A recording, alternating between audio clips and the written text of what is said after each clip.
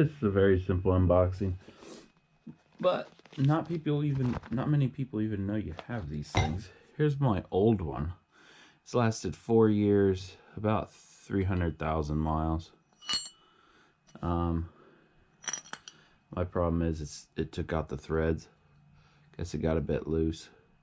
I had a second nut on there to keep it tight. Never worked at all. There's just too much vibration back there. I don't know if you guys can see the threads right there. The threads are gone or getting close. And I need this a lot. I can't even move the nuts. So what I'm going to do this time is put a little glue on it to keep it from going all the way, because this used to have 2 on it and it went all the way and just fell right off. So there's my old one. Here's my new one. I'm going to show you how I use it. A lot of people put it for the up and down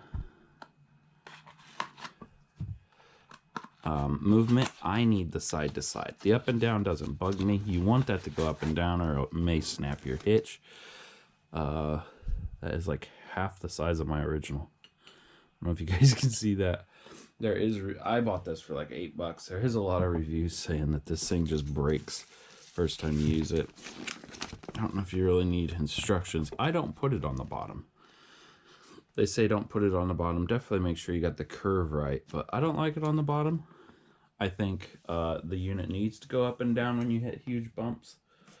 So that's not where I put it. I put mine on the side. Ooh, nice heavy bracket, just like the old one.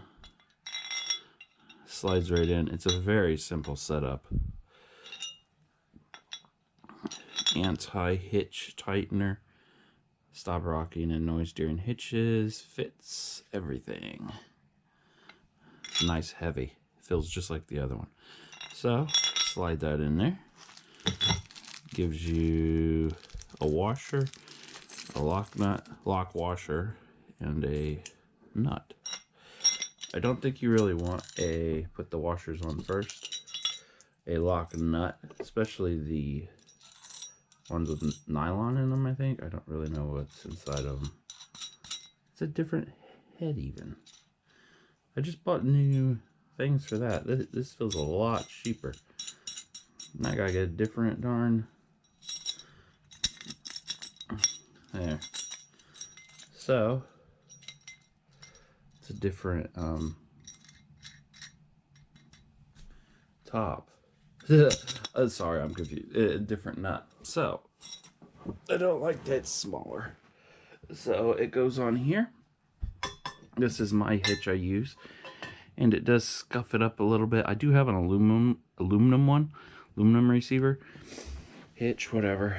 And it's actually dug into it. So you're going to want it. I'm putting it on the side. I don't care what you guys do. For one, you can't put it on the bottom because I have this bar right here that's welded in. You can't mess with that.